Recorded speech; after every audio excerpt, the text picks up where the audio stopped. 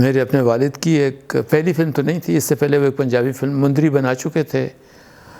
Probably 51-52 में पंजाबी की film.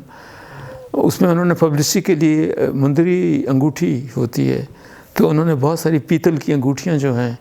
वो बनवाई थी, पीतल की अंगूठियाँ बनवाई थी और वो डिस्ट्रीब्यूट की वो फ़िल्म के ऊपर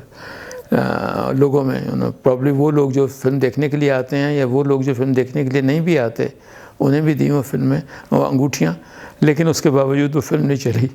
और अंगूठियों के बावजूद कहते हैं 50,000 अंगूठियाँ जो उन्होंने बनवाई थी। इसमें रागनी थी और चार्ली थे, दाऊद चांद इसके अपना डायरेक्टर थे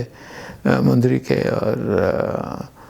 मुझे याद नहीं है लेकिन कहा गया है कि इसमें इंडियन एक डांसर थी कुकू, जिन्होंने बाद में भी अंदाज़ में भी काम किया,